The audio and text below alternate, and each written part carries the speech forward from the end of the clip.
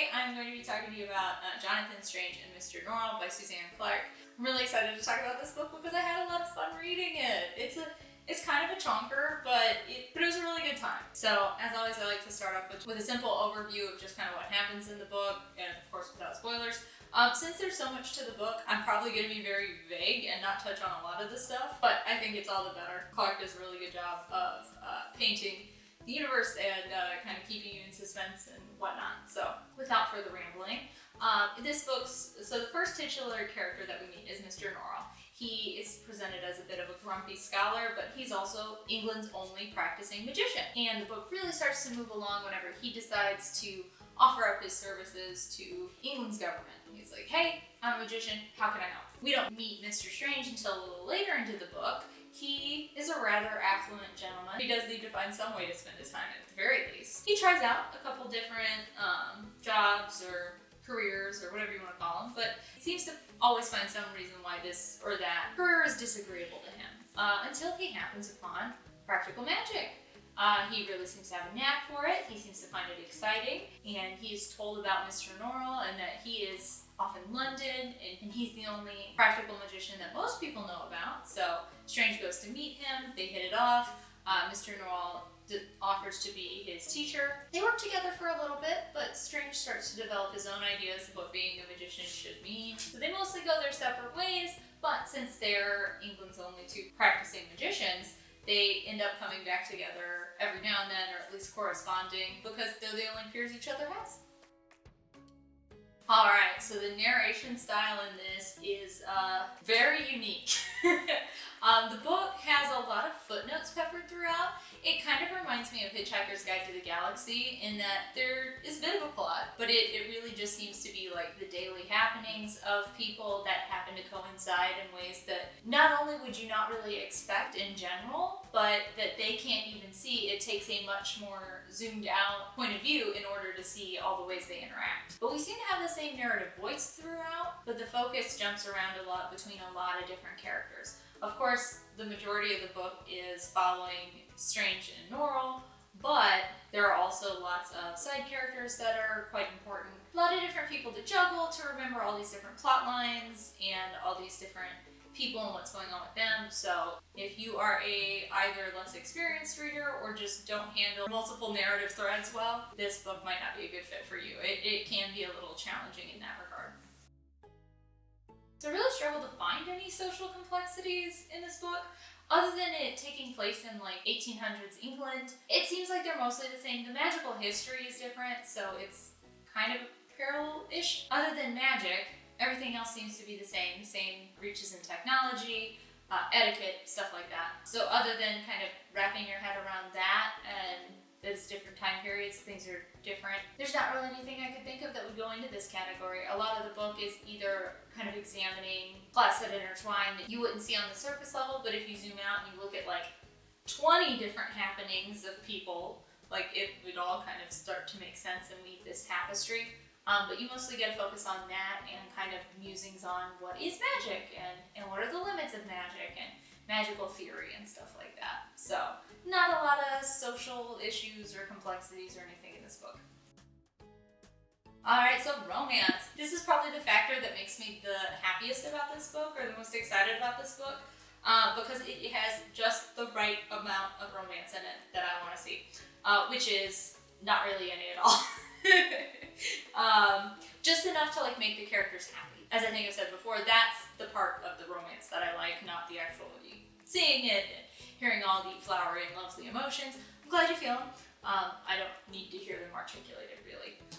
But Jonathan Strange, when we first meet him, is a bachelor, and then he finds a lady that he likes, he woos her, and they get married. I find this strange to say in a book that actually has footnotes, but that's kind of just a footnote. Like, when we meet him, his first goal is to marry Arabella. Secondary is to get some kind of job or extensive hobby to fill his time, because his family has enough money that he doesn't need to actively work at making it, but you know, nobody ever turns their nose up at more money. But his main goal when we first meet him is to get married. Yet still, the romance does not overpower the book, it just adds to the characters and making the characters happy. He really enjoys the companionship of his wife. She does a good job at, he seems a little disorganized, especially compared to Mr. Norrell, who is very, particular. So she kind of seems to keep him in line in that way, and they have a lot of good discussions, and sometimes when his thoughts are elsewhere, she helps rein him in and kind of ground him in reality. But, other than seeing their dynamic of, husband and wife, there's really no romance in the book at all, which I enjoyed. So there's not really that much violence in this book. Strange does really seem to come into his own whenever he goes off to the war. I think they're fighting in Brazil, if I remember right. So in the war in Brazil, he doesn't see that much frontline action. I think the grossest section, or the grossest part of him being there in that war is that he does some magic with some dead bodies at one point. But for the most part, after lots of different attempts to try and be helpful, they finally basically just settle on making him a roadmaster. And he puts up roads, he takes roads away. He'll put up a bridge, take a bridge away. But again, he doesn't see any frontline action, so the only part would be messing around with the dead bodies, which is a little... The description isn't that bad. It's more the abstract thinking about that is a little uncomfortable. He does go off to a second war. This war, I think, is in France? I forget. But this war is still in Europe. It's a little closer. They're kind of caught in an ambush, and so he does see a little bit more frontline action, and things do get a little bit more desperate, but I don't believe anyway that he kills anybody with magic. He maybe sees a few bloody instances, but he doesn't cause any incident or describe that much. Nothing really bloody happens. There are a few more deaths, but they're more natural, not really violent or anything. Alright, so this is the part I was looking forward to, so I hit play at the very beginning. I'm so excited to talk about this book because I had so much fun reading it. It reads a lot like Hitchhiker's Guide to the Galaxy in the sense that you will be following a character doing what seems like usually a mundane thing, and then all of a sudden there's this aside about something kind of random, and then they get back on track, and then something else happens, and then we switch to another character who's doing something else entirely. And while that might not be everybody's cup of tea, I freaking loved it. Especially because a lot of the little asides that are in footnotes, which I kind of like that they're in footnotes, because if you're already feeling a little pulled in all directions with this story, you could just not read them. There's nothing that is in the footnotes alone that you need to read. So, but I super enjoyed reading them, so if you're gonna pick up this book, you definitely should read them. I'm just saying, if you start to feel a little bogged down or pulled in too many directions, keep reading it and try just skipping the footnotes for at least a chapter or two and see how that treats you.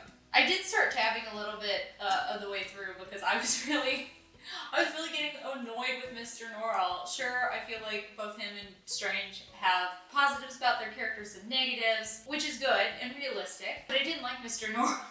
Even though his big, goal as a human being seemed to be collecting books, he seemed less enthused about doing practical magic and more about just owning magical books and thinking about magical theory and, putting it into practice.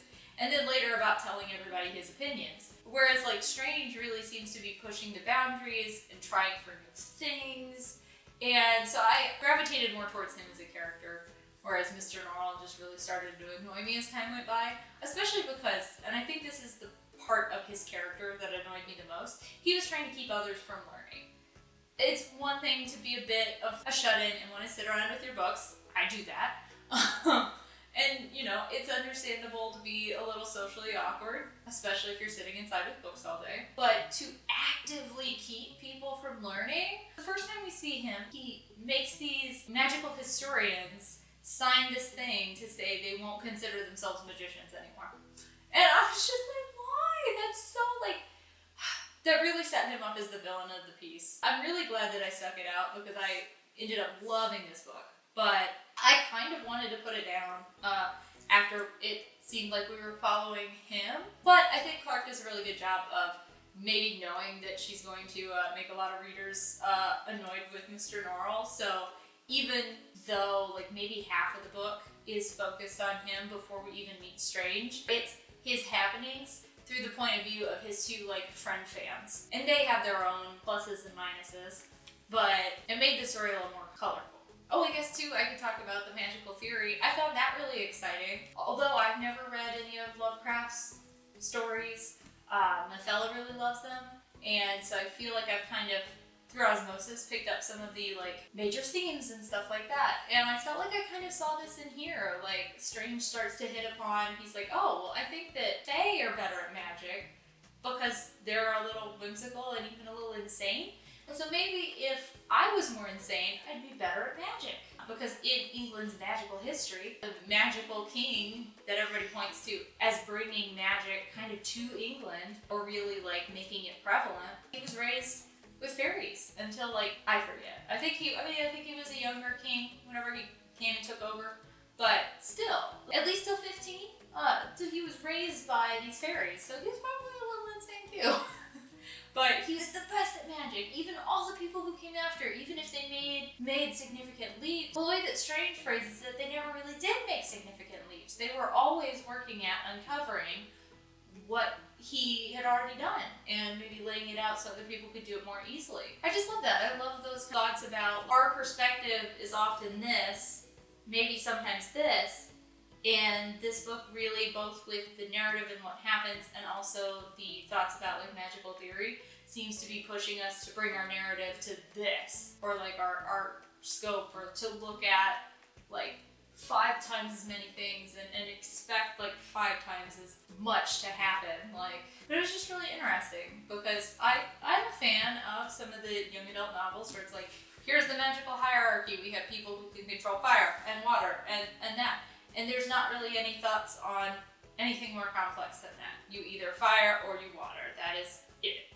Whereas in this, they were like, no, like magic is complex and like there are rules, but also it's fluid and you can, it almost kind of seemed like science. That like the more you understand, the more you can do these fantastical things. But it's always, I don't know, I feel like I'm talking myself in a circle. But the magic was really fun. I really like that.